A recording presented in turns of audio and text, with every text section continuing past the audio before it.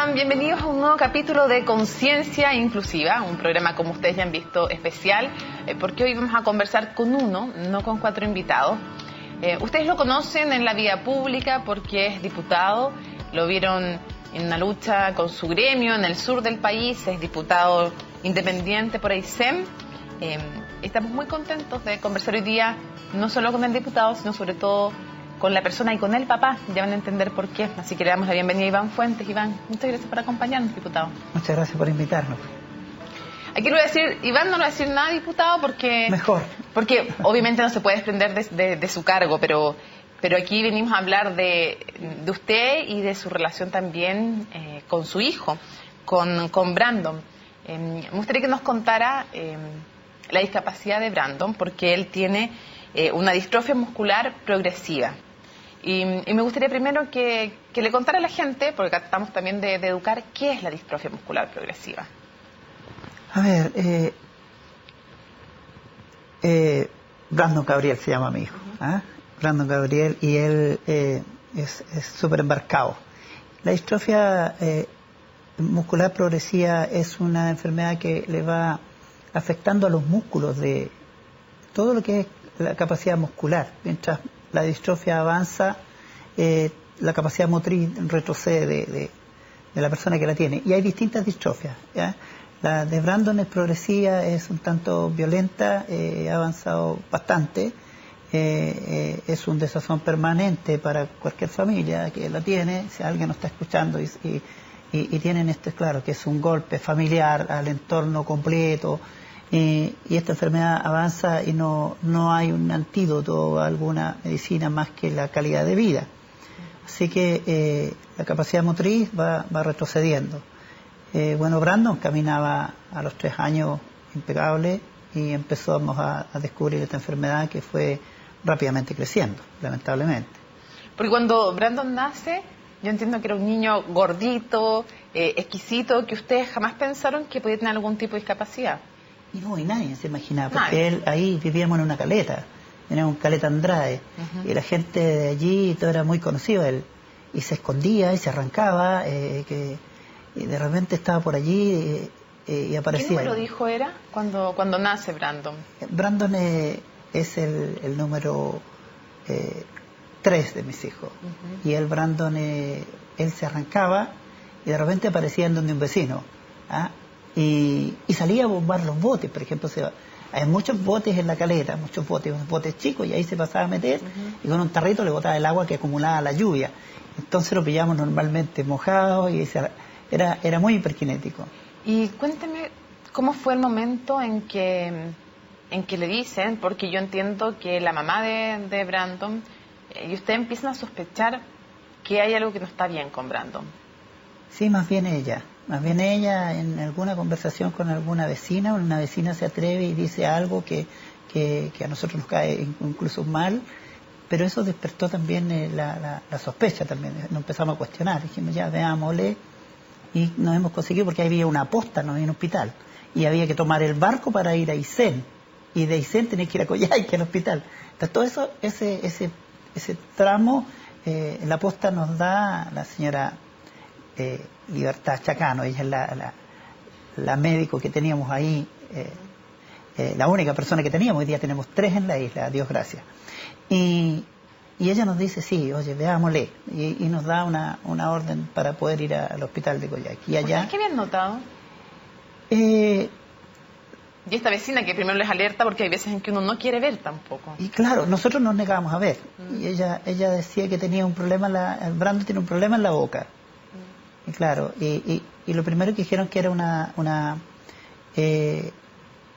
una hiporexia facial, que es como más bien una parálisis en todo lo que es la faz de la cara. Entonces, claro, el labio superior él no lo movía, y que fue lo primero que se detectó. Él, impecable, como te digo, corría, saltaba, y habló rápidamente también, pero esto que era lo facial fue lo primero que se detectó. Y a raíz de eso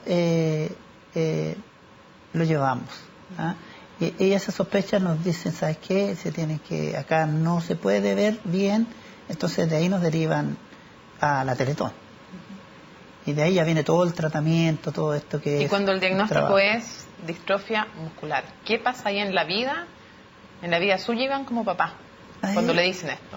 Y de ahí es brutalmente, como digo yo, es un chancacazo para el ser humano. O sea, ¿qué es eso? Primero, ¿ah? Siempre buscando la última alternativa en donde está la negación de cualquier papá, cualquier mamá, sobre todo para la mamá, que es la que está siempre. Entonces, ¿qué es eso? ¿Qué es? ¿Y cuál es la consecuencia? Bueno, ellos fueron muy profesionales en irnos diciendo de a poco, porque, claro, uno no tiene la preparación psicológica para recibir eso de un día para otro, pero fueron prudentes y hasta que nos han dicho que esta es la realidad de la enfermedad. Es progresiva, va a avanzar, no tenemos un antídoto que pudiera atacarlo, lo único que se puede dar es calidad de vida y hay que pensar, y claro, y hay que pensar cómo vas a adecuar la casa en el futuro.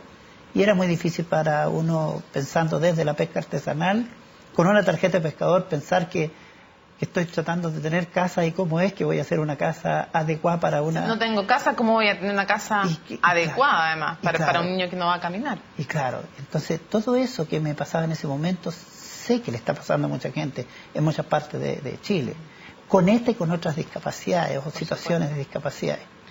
Iván, ¿cómo es Brandon?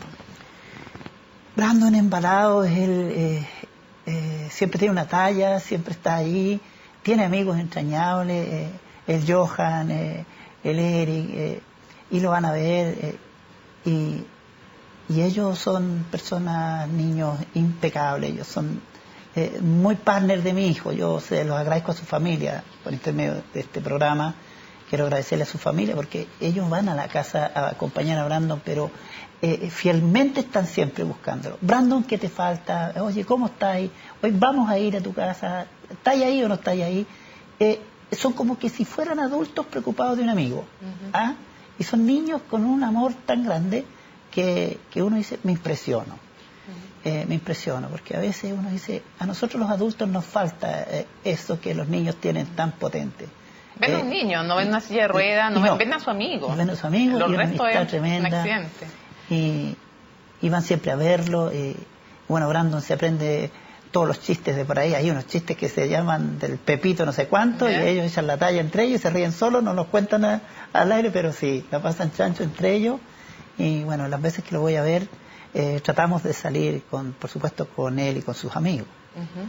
Yo le quiero invitar porque estuvieron, el testimonio que ustedes como familia dieron en la Teletón, fue un testimonio que impresionó a muchos, y los quiero invitar a ustedes en sus casas a conocer un poquito, ver algunas imágenes de Brandon.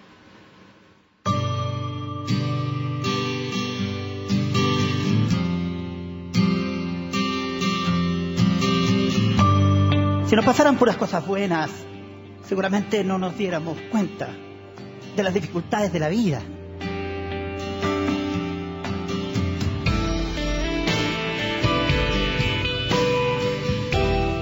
Si nos pasaran puras cosas buenas, tal vez no tendríamos la fuerza para pararnos cuando nos pase algo malo. Si nos pasaran puras cosas buenas, sería aburrida tal vez la vida y no sabríamos entender esto que es tan importante. Sentir el dolor ajeno en tu corazón, sentirlo de verdad, sentirlo de cuerpo presente.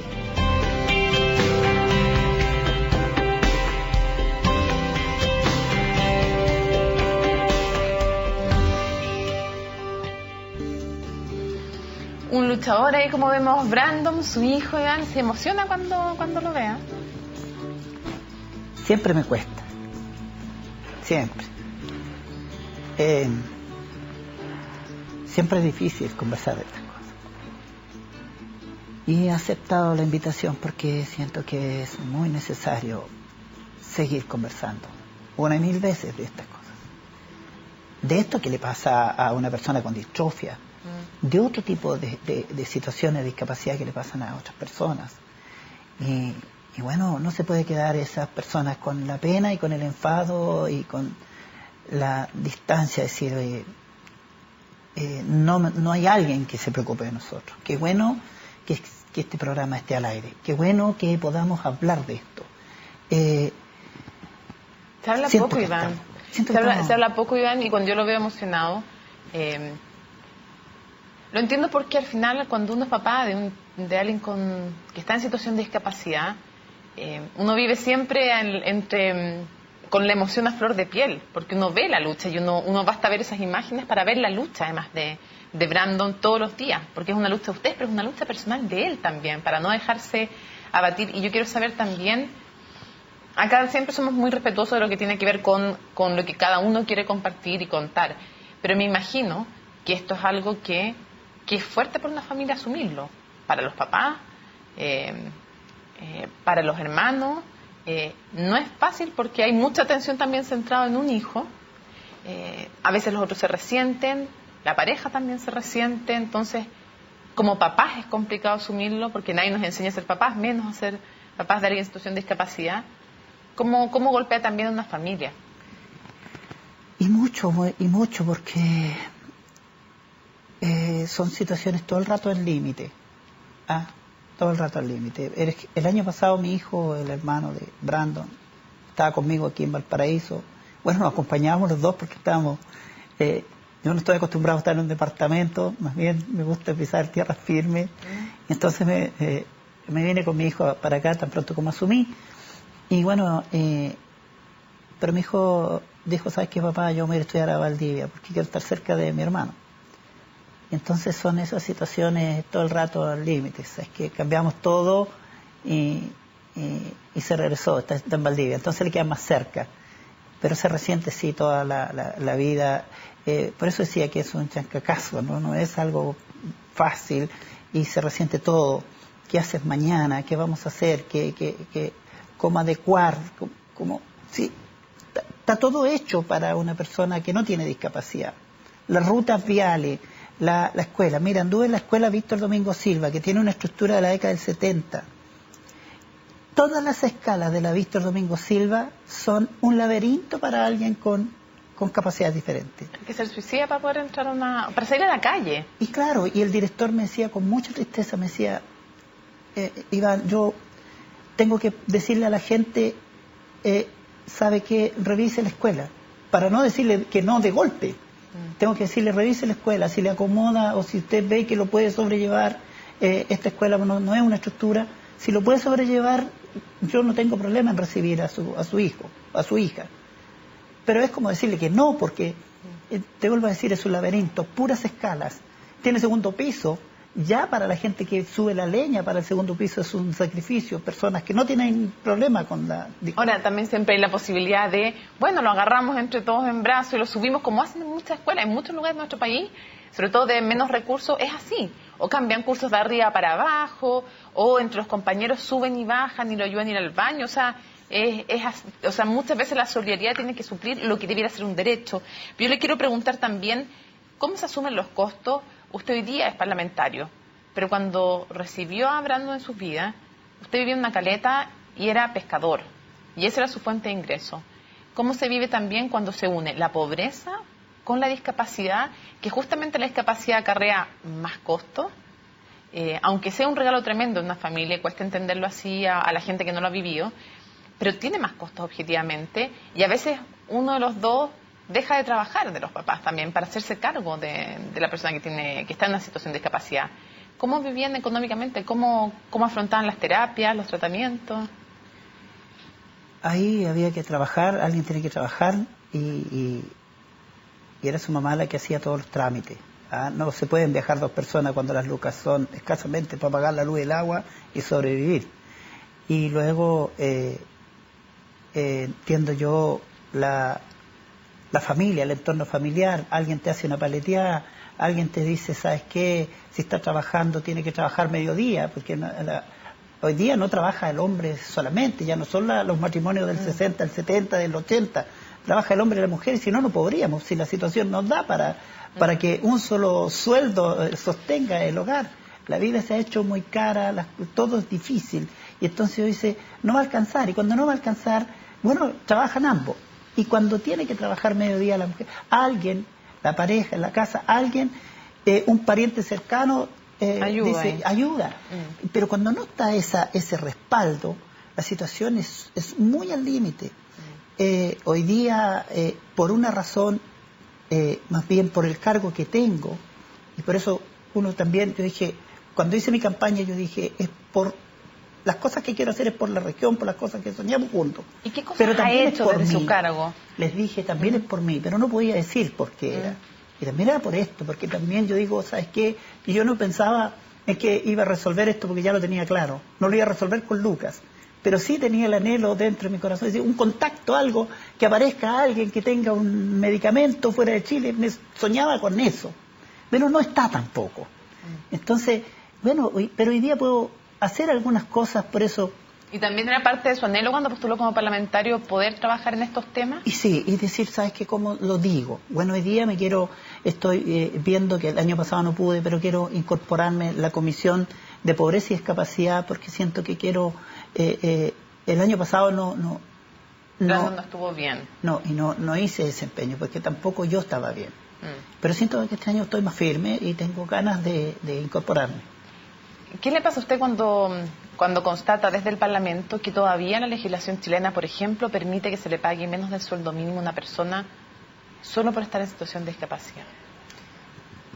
Por eso digo que la relación entre la comunidad y la decisión política se hace odiosa porque, mira, pues si hay tantas cosas. El otro día queríamos que los dirigentes sociales pudieran postularse y el Parlamento le dijo que no.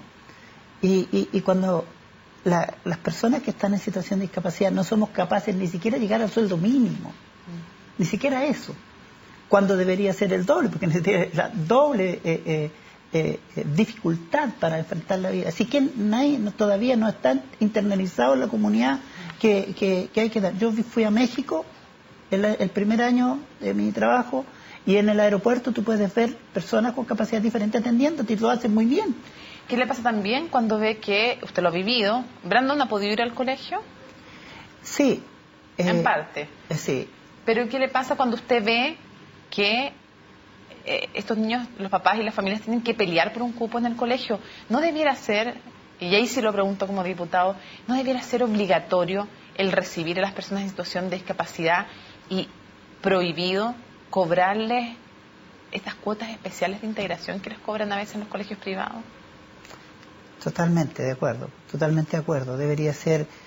La gente dice, ¿No debería ser una urgencia en la legislación? ¿Qué pasa con las autoridades? ¿Qué pasa con los parlamentarios? Que esto no es urgencia número uno. Pasa que, mira, los proyectos, la gente cree que cuando uno presenta un proyecto, yo también venía con esas ganas, presento un proyecto y un proyecto que hace sintonía tiene por ejemplo, la unánime votación por un proyecto que se presenta. Pero descansa en el Parlamento 6, 8, 1 año, 2 años. Entonces, levantarlo tiene que ver con las reuniones de comité y ahí decir que un proyecto que está sumergido para allá. Pero también hay algo de que no es tema en general para los políticos, el tema de la discapacidad, es un tema invisible todavía. Sí, es un tema, por eso yo decía, quiero estar allí, quiero que hablemos. No hay prensa nacional cuando hay un tema de... Hay tema prensa nacional por otras cosas y podemos hacer noticias por el disgusto de alguien con alguien y eso sí es prensa nacional, pero en este caso no lo es y no importa que no hubiera prensa, lo importante es que hubiera interés político de conciencia de adentro. ¿Usted está porque haya cuotas obligatorias en las empresas que tengan que contratar cierto porcentaje de personas en situación de discapacidad, como ocurre, por ejemplo, al otro lado de la cordillera en Argentina, un 4% de los empleados tienen que tener algún grado de discapacidad? Sí. ¿Sabes por qué?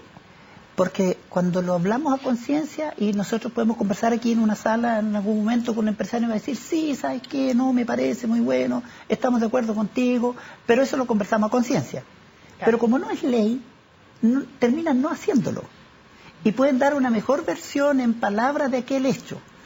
Pero después, cuando termina el programa y termina el efecto comunicacional, que es a lo que todo el mundo le tiene un cierto grado de respeto, por decirlo de alguna manera, después no se hace. Entonces yo digo, conciencia y ley. Si no hay ley, no lo vamos a hacer. Iván, cuando Brandon tiene 12 o 13? 13. 13, ya tiene 13. Cuando usted ve a un niño en bicicleta de 13 años, ¿qué le pasa? Me derrumbo. No. O sea, a mí me cuesta mucho hablar. Lo que pasa es que yo soy un embarcado, ¿ah? Me gusta jugar a la pelota, siempre salía a correr, fui siempre hiperkinético, bueno para nadar y todas esas cosas que uno decía. Yo me figuraba a mis hijos así, y Brandon no puede hacer esas cosas. Entonces, claro, cuando tú ves eso, te complicas. O sea, yo veo y voy y camino, o sea, lo enfrento, pero cuando veo y pienso, ya me complico. O sea, de verdad me cuesta mucho. ¿Y cómo le ha cambiado la vida a Brandon cuando usted lo ve luchar a él, cuando ve que él no se echa a morir? Es que él es muy fuerte. Yo por eso, digan lo que digan, yo en el Facebook he visto muchas cosas de la Teletón. Y no conozco a nadie de dentro del aparataje más bien estructurado, dirigencial, no conozco a nadie de ellos. Yo conozco el trabajo de la Teletón. Cuando mi hijo, él tiene la fortaleza interior que tiene, cuando su mamá tiene la fortaleza interior que tiene, porque ella no vive conmigo, y sin embargo ella, desde que asumió su labor de madre, del momento que supo, fue mucho más fuerte siempre que yo, siempre. O sea, ella, del momento que supo, ella lo enfrentó con una fuerza interior muy potente. Y hoy día es dirigente de Corecep, que es la agrupación que está en Entrelagos trabajando con... Corecep trabaja junto con Vida Nueva, Corecep son los niños, Vida Nueva son los adultos, y se han conseguido una casa por allí. Una líder, su señora, sí, su expareja que no conocemos, pero y que es un puntal, me imagino, súper importante para Brandon. El hecho de tener un hijo en situación de discapacidad, ¿a usted lo cambió, Iván? Y sí, mirábamos la Teletón como... Pero más allá de la Teletón, sí, en su casa, en su familia, usted como persona, ¿lo cambió? Y claro, lo miramos como adhesión, pero por supuesto que sí, uno no es el mismo después. La sensibilidad es distinta, aunque siempre uno tiene esa cercanía, ¿no? Pero la sensibilidad es distinta, te cambia y está siempre pensando en qué podemos hacer, qué podríamos hacer. ¿Y qué le diría usted a una familia, a un papá que acaba de recibir la noticia de que su hijo tiene una discapacidad, o bien a una mujer embarazada que acaba de saber que una pareja, que acaban de saber que su hijo tiene una discapacidad, o alguien que ha tenido recién un accidente? ¿Qué le dice a sus papás? Bueno, primero hay que vivir el momento, vivir la tristeza. No puedes enajenarte a la tristeza. No puedes decir, oye, ¿sabes qué? Me seco la cara, me lavo la cara, me la seco y sigo caminando. No es tan así. Hay que vivir la tristeza, porque es un dolor muy grande y hay que vivirla intensamente. Bueno, tendrás que hablar con Dios, tendrás que rezar también, tendrás que hacerte una sanación personal primero. Si aquí no hay psicólogo, no hay nada, estás tú, tu situación límite, y el cómo mañana sigues caminando. El hablar contigo mismo y saber que basado en tu templo interior está lo que puedes hacer mañana. Y de ahí para adelante volver a pararte. Es porque no te puedes dejar caer. Es porque tu situación no es solo con tu pena, es con qué vamos a hacer, cómo vamos a acompañar. Vuelvo a decirte, Brandon, cada vez que voy, él me da energía porque él echa la talla, vamos ahí y él escapo con el celular. ¿Mira Brandon? Sí, porque él escapo con todo lo que es tecnología, a mí me pasa la cuenta, pero él escapo con eso y me puso todas las claves de mi celular y todas esas cosas. ¿Y la fortaleza de Brandon usted la admira? Sí, es que... y la capacidad de hacer amistad tan profunda, yo digo... de mirar lo esencial, ¿no? Sí, vuelvo a decir, el Johan, el Alexander, que es un campeón que va a la casa, también él canta, el Alexander canta, estamos desafiados a cantar los dos, pero no hemos encontrado. Entonces, tiene buenos amigos, entonces no. Para ir cerrando, ¿cuál es su principal miedo respecto de Brandon? Iván.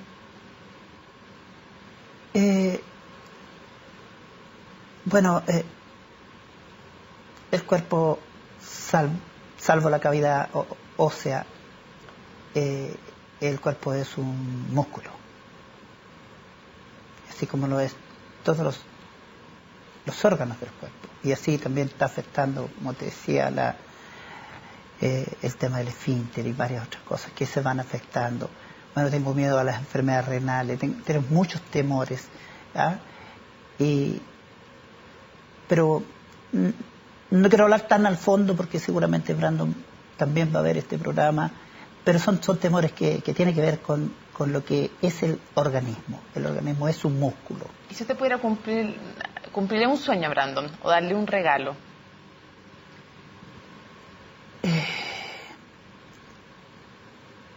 No, el único regalo que pide es que yo pase.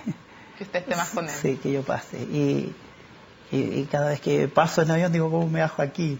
Entonces, pero sin embargo, él no pide grandes cosas. No. Él es feliz con sus amigos, con las salidas que hacemos. Así que cada vez que voy, conversamos hasta tarde, noche. Él se acuesta muy tarde los fines de semana. Esto de los juegos para él son su compañía también. Iván, para terminar, ¿qué significa Brandon en su vida? ¿Qué es Brandon para usted? Es un cable a tierra muy potente. Un cable a tierra muy, muy fuerte, que es decir, ¿sabes qué? Aquí no hay seres superiores. Aquí el orgullo del ser humano a veces lo hace volar tan alto y dice, eso es. La vida no es, no eres dueño del mundo. Nadie puede ser dueño del mundo. Y tenemos gente que ha subido a la calidad de ídolo, pero de pronto por una mala situación de su comportamiento baja, tan bajo, y dice, no era tan así. Entonces uno dice, es mi cable a tierra, está en mi corazón todo el rato. Yo le voy a preguntar al director, esa es la cámara del diputado, ¿cierto? Aproveche, pues. Dígale algo a Brandon.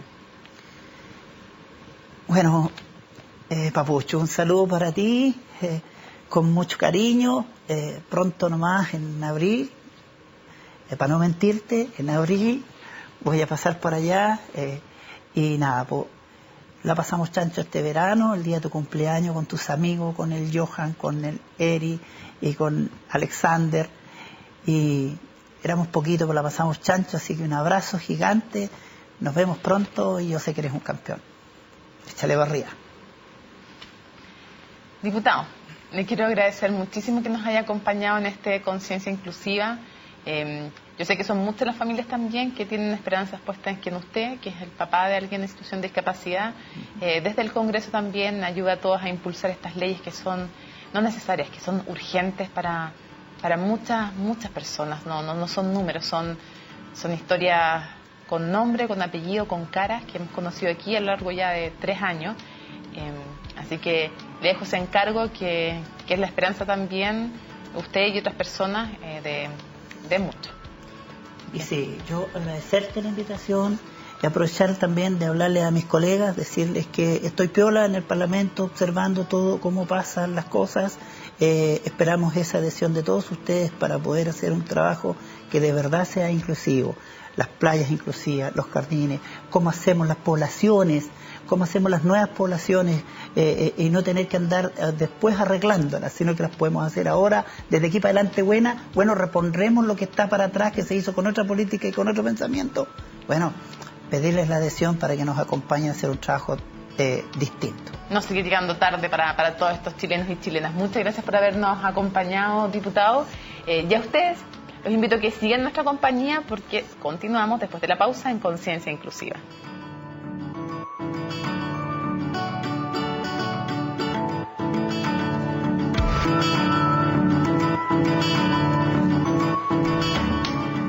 Continuamos en Conciencia Inclusiva, Conciencia Inclusiva especial, Y hoy día ya tuvimos un entrevistado, Iván Fuentes, conocimos su historia y vamos a conocer otra historia más, Fernando de María. ¿Quién es? Un hombre que en un minuto, de un minuto a otro, le cambió la vida. Era un piloto aquí aspectado para ser uno de los mejores del país en moto y tuvo un accidente en el 2012. Pero él es mucho más que eso, es mucho más que esa historia hacia atrás y hacia adelante.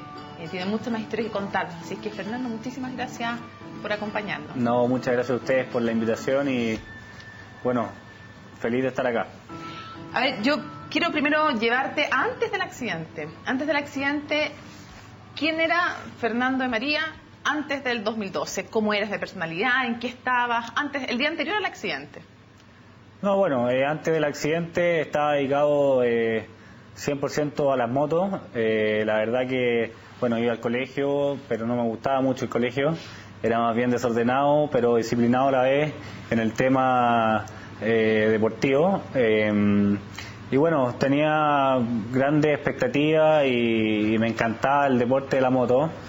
Y bueno, fue un día antes del accidente, estaba corriendo el mundial una de las fechas del mundial de enduro en Talca, que fue una fecha muy muy dura porque mucha caída y eso finalmente te va en el fondo desgastando mucho y muy golpeadora y el físico no te da al final. Y bueno, llegó el día domingo, me quedaba una especial y terminaba la carrera y estaba séptimo. Y bueno, estaba a 5 segundos de en el fondo llegar al tercer lugar y dije, bueno, a 5 segundos puedo sacar esos 5 segundos y le metí un poco más y tuve la mala suerte que me caí de cabeza y ahí no me acuerdo de nada más en el fondo. O sea, me acuerdo del traslado en el helicóptero a la clínica alemana, después a Las Condes y después no me acuerdo nada más, como 3 días después que desperté. O sea, hay un espacio negro en tu... Sí, hay un espacio negro que me dejaron como con dormido, sedado. Y desperté igual, porque fueron 2 operaciones las que me hicieron. Fernando, ¿cuándo tú ya, más allá de o sea, técnicamente en lenguaje más simple, cuándo tú despiertas y te das cuenta de lo que ha pasado? O sea, desperté, ya me habían operado las 2 operaciones, además tuve un problema en la vena, la carótida, que tampoco era un tema simple, pero desperté y al tiro llegaron los doctores con mi viejo, obviamente, a contarme de qué se trataba, porque yo no podía. Hay una cosa que se llama shock medular, que en el fondo cuando te cortáis la médula, todo el cuerpo como que para de funcionar y no pudimos ver nada, o sea, ni siquiera los ojos nomás. Y a mí de a poco, no sé, al cabo de 2 meses empecé a mover un poquito el brazo y es medio choqueante al principio. Pero cuando te despiertas, en el fondo te empiezan a explicar lo que era y tú primero no podías mover nada. Nada, no movís nada y claro, te empiezan a explicar. Bueno, yo cuando ¿Y qué te dijeron los doctores? ¿Cuál fue el diagnóstico inicial? Bueno, el diagnóstico fue siempre tetraplegia a nivel C5, que en el cuello, en el fondo a esta altura. Es un diagnóstico que, bueno, hubiera sido C4 y no podría mover los brazos. Y bueno, fue el diagnóstico y me decían que nunca me iba a poder sentar en una silla de ruedas.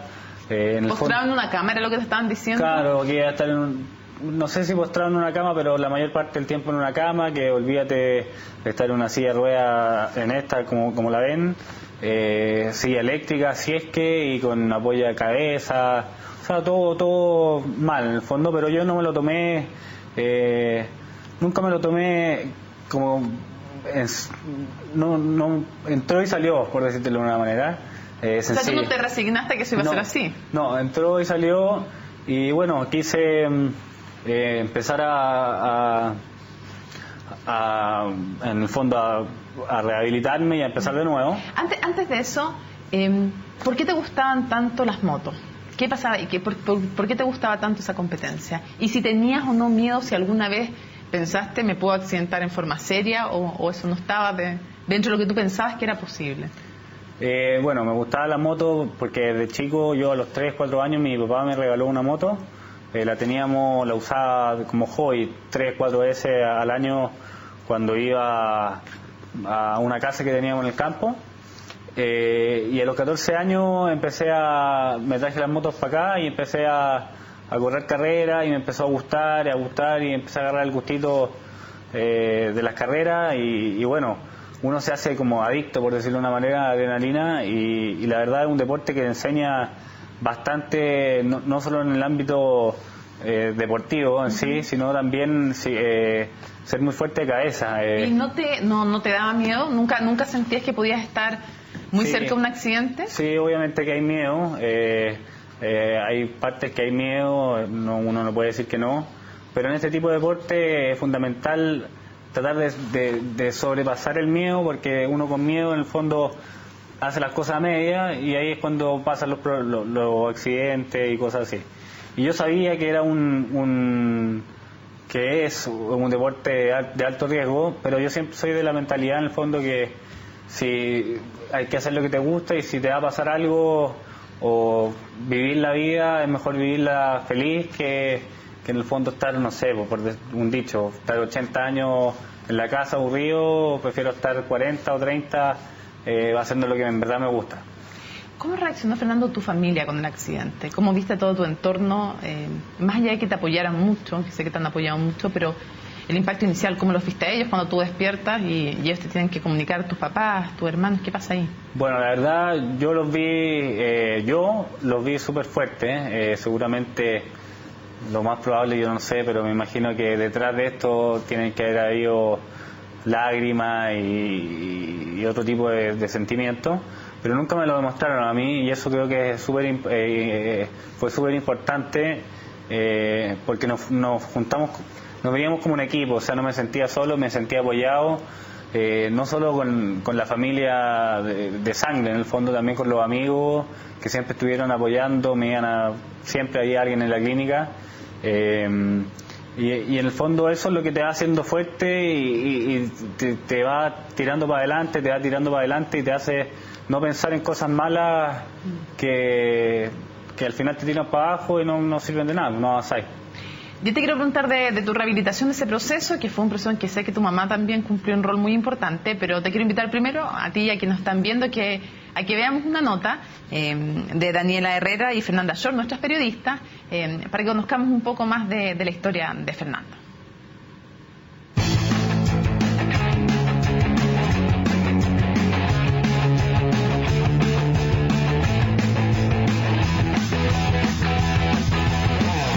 Sí, la verdad es que el deporte, el nano, desde chico lo practicamos juntos, en rapel, esquiábamos en esquí acuático, andábamos en moto chiquitito, en una QR50, hasta como más o menos los 15 años, que ahí él se metió en una carrera, primera vez que se metió en una carrera y le fue extraordinario, ya salió creo que segundo, tercero, y bueno, llegó a ser seleccionado chileno enduro, participó en los Six Days de Morelia, en México, en Finlandia, seleccionado chileno en el Mundial de Enduro, hasta que vino el accidente.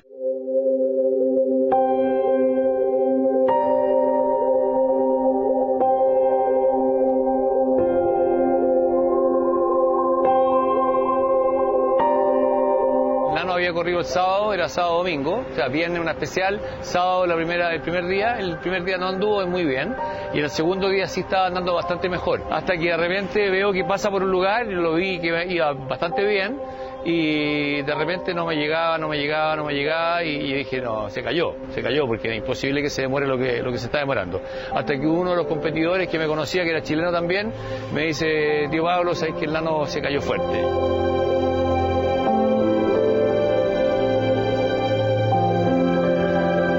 Súper difícil porque son como muchas interrogantes que vienen. ¿Cómo vamos a hacer esto? ¿Qué va a pasar?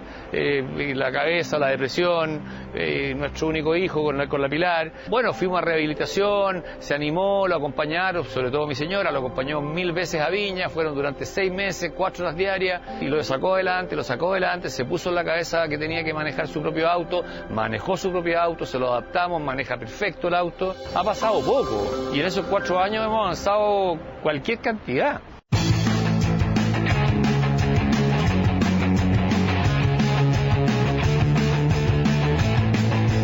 Corrió un buggy en el Gran Premio de Dunas de Putú que lo organiza el Chaleco López. Yo le decía, ándate tranquilo al principio, pero el tranquilo para él no existe. Y bueno, y de repente empezamos a pasar gallos, ¿te fijáis? O de repente nos pasaba uno, después lo pasábamos nosotros, y dije, hoy estamos en competencia, de verdad estamos en competencia. Y lo más lindo fue cuando quedaban como 500 metros y todo el mundo, además, la gente apoyándolo, cualquier cantidad en las dunas, vamos, con muchas ganas de ver un gallo así que era casi imposible que estuviera haciendo eso. Entonces cuando quedaban como 400 metros y ya estaba la bandera cuadro que la veíamos, ahí el nano me dice, lo hicimos.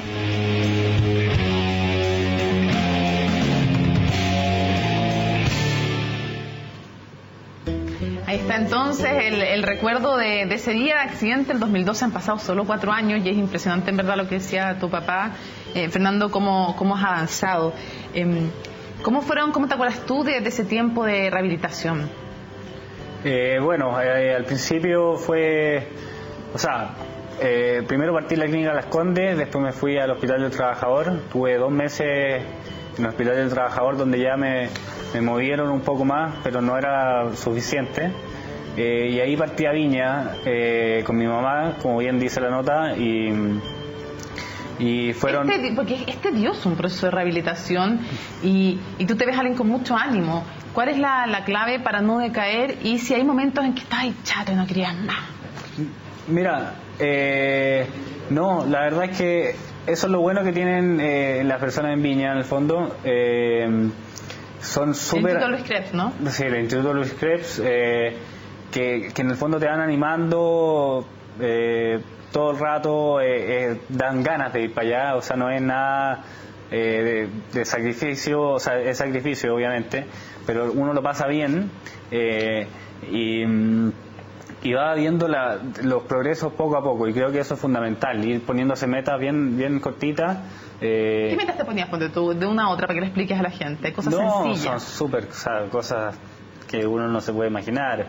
De repente estos juegos, terapia ocupacional, suponte, agarrar una argollita y ponerla arriba del no sé, un gancho.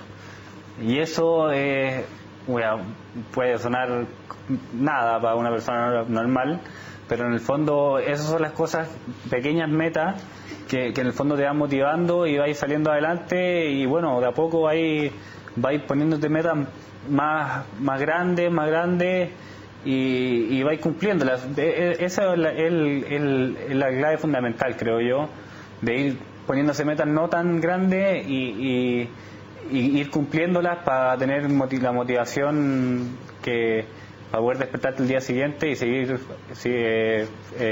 creciendo o saliendo adelante. Yo lo encuentro que son tremendas metas, no encuentro que sean ni que suenen, y la gente que nos ve yo sé que sabe que son tremendas metas cuando tú has tenido un accidente de este tipo. No, claro. O sea, absolutamente. No sé, yo me acuerdo con mi hija que hacíamos fiesta cuando lograba ensartar una argolla o algo así, sabíamos, uno sabe el esfuerzo que implica, claro, y la voluntad, el coraje además que implica. Fernando, yo sé que una vez tú lloraste, solo una vez. ¿Por qué fue? ¿Cómo fue? Sí, fue en el Hospital del Trabajador. Fue una vez que me cuestioné, más que nada por qué me había pasado esto a mí. Fue como un desahogo, por decirlo de una manera, creo yo. Me quedé solo, estaba mirando la ventana y me bajó el llanto nomás, y fue esa vez y nunca más, y no sé por qué haber sido el impacto obviamente de todo de lo que pasó. Tú decidiste volver a competir ahora en buggy, pero de nuevo es algo de alto riesgo. ¿Cómo reacciona tu familia y por qué?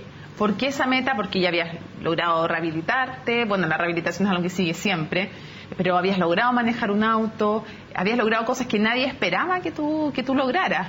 Y tú decides volver al deporte, a un deporte que es nuevamente alto riesgo. ¿Qué te dice la familia? ¿Y qué pasó? ¿Por qué? Mira, bueno, la familia por parte del papá siempre apañando, y bueno, por parte de la mamá obviamente con más susto.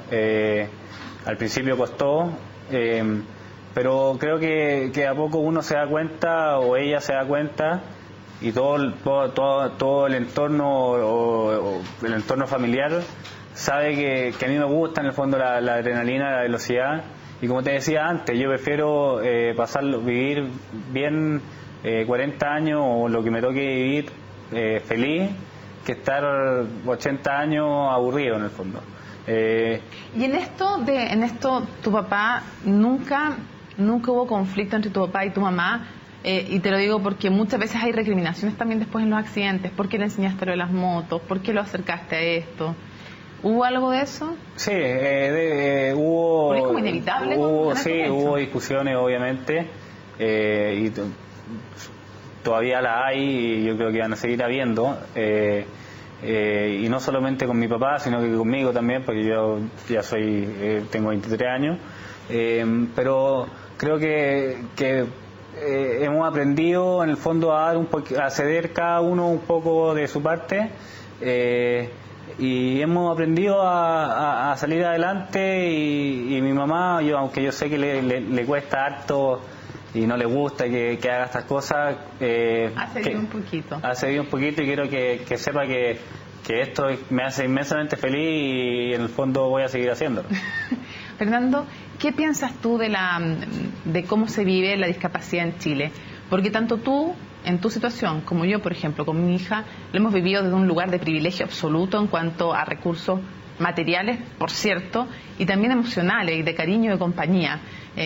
¿Cuál ves tú que es la principal discriminación a las personas en situación de discapacidad física o mental, que es todo otro mundo en Chile? ¿Cómo ves que se toma este tema? O sea, yo creo que no hay, primero que nada, no hay educación acá en Chile sobre la discapacidad. Nunca en los colegios no te enseñan nada. La accesibilidad, en el caso de la silla de ruedas, mínima. Ahora recién salió una ley que en el fondo las rampas y todos los accesos tienen que estar de acá a 3 años, por lo menos con las normas respectivas. Y bueno, sí, claramente el estado socioeconómico es un tema muy importante, pero que creo que más allá de la plata y que lo hace más fácil, obviamente, está en la mente de la persona que está en esa situación. Creo que no hay que echarse a morir. Uno puede salir igual o pasarlo bien igual, puede salir a la calle, puede salir al parque o afuera, y en el fondo puede hacer miles de cosas sin necesidad de tener mayores recursos. ¿Qué piensas tú cuando es que en los colegios, por ejemplo, un chico con Asperger, con síndrome de Down, o uno por silla de ruedas, no los reciben en los colegios? Sí, no, eso no encuentro por eso es lo que digo. O a otros les cierran las puertas para trabajar. Claro, no hay cultura en Chile sobre la discapacidad, y creo que están, bueno, de a poco yo creo que vamos a ir agarrando más conciencia sobre esto. Creo que la gente no hay que discriminarla, la gente al revés, se complementan uno con otro. De repente, no sé, yo en mi caso no me puedo mover mucho, pero te puedo ayudar en otras cosas. Y en el fondo hay que complementar las cosas y hacernos todo parte de una misma sociedad, porque en el fondo acá en Chile se ve como la gente normal y la discapacidad distinta. Entonces, y eso no pasa en Estados Unidos, en otros casos, o en otros países que ya están todos unificados. Fernando, ¿qué le dirías tú a alguien que acaba de tener un accidente y que le están diciendo, ¿sabes qué? Tú no vas a volver a caminar. O incluso más, tú vas a quedar postrado en la cama, ni siquiera va a tener acceso a una silla de ruedas. ¿Qué le dirías a esa persona? No, bueno, yo le diría principalmente que nada es imposible, está todo en la cabeza, o sea, la cabeza maneja todo, y las ganas por salir adelante son mucho más fuertes que todo lo que te digan y todo pronóstico y todo diagnóstico.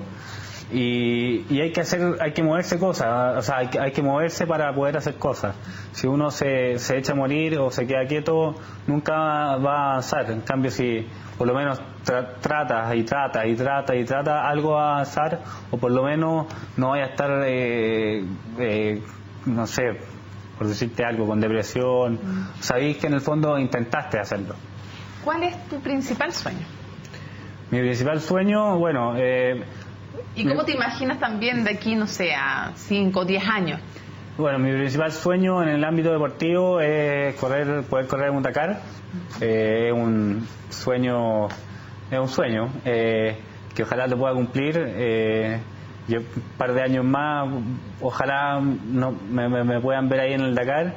Y bueno, en 5 o 6 años más me imagino, lo primero que quiero hacer es terminar mi carrera de ingeniería comercial. Me queda un año ya, voy en 4º año, formar una familia y bueno... ¿Tienes polola ahora? No tengo polola, estoy soltero. Chiquillas ya saben, paso el aviso, me llaman a mí, me escriben a mi Twitter y yo le hago. Le haces el contacto. Yo le hago el contacto. Y en el fondo, eso fue... ¿El tema pareja nunca te ha preocupado? Aquí hablamos súper abiertamente de todos los temas. Sí. ¿Nunca has sentido que la discapacidad puede ser un impedimento para eso? Para mí por lo menos no, de hecho... O sea, con lo canchero que te veo yo, Nica, pero te lo pregunto igual. No, solo canchero, pero... Ya. Bueno, ya. Pero no, o sea, súper sincero, no me da mal con las mujeres y creo que no es un tema, sobre todo en los hombres. Yo creo que el tema para las mujeres puede ser en silla de ruedas puede ser un poquito más complicado. No sé por qué, la verdad. Los hombres son harto más jodidos. Sí, o más fijados, no sé. Sí, no sé, la mujer es claro, es como más, no sé, más tierna, es más comprensiva, se fija en otras cosas, pero no, la verdad, yo no he tenido problemas, no he podido, o sea, no puedo hablar por otra persona, pero yo en particular no me preocupa eso, la verdad. Para cerrar, ¿cuál es el logro que a ti te tiene más orgulloso desde ese accidente del 2012 hasta ahora? No digo porque sea algo grandioso, sino que algo que tú sabes que te costó mucho o algo que te tiene muy orgulloso a ti. Puede tener que ver con la rehabilitación o puede tener que ver con otra cosa de tu vida, de lo que has hecho. Buena pregunta. Mira, la verdad, o sea, estoy orgulloso más que de mí, de todo de la familia y de los amigos en el fondo que siempre están ahí, que me acompañan, que sin ellos no sería posible todo lo que he hecho. Y es eso, de eso estoy orgulloso, de poder haber tenido lazos o haber formado lazos anteriores a mi accidente que me siguen acompañando hasta ahora. Qué bonito lo que dices, Fernando. Me siguen ayudando. Qué bonito. Siempre digo que una de las características de las personas que están en situación de discapacidad es que aprende a mirar más para afuera y no tanto para adentro, y eso es bonito, porque yo te pedí un logro tuyo y tú me mencionaste un mérito de otro. Fernando, muchas gracias por habernos acompañado en Conciencia Inclusiva. De verdad, estamos muy agradecidos que nos haya acompañado. Gracias a ti. Muchas gracias. Bueno, terminamos esta Conciencia Inclusiva, 2 ejemplos, 2 testimonios de vida. Aunque suene como una metáfora extraña, desde una silla de ruedas, como vimos a Fernando, desde una distrofia muscular, es posible ponerse de pie y echar a volar también el espíritu, porque es una situación de discapacidad, pero si emparejamos la cancha entre todos, no es discapacidad, es una condición diferente. Nos vemos la próxima semana. Muchísimas gracias por habernos acompañado en Conciencia Inclusiva. Chao.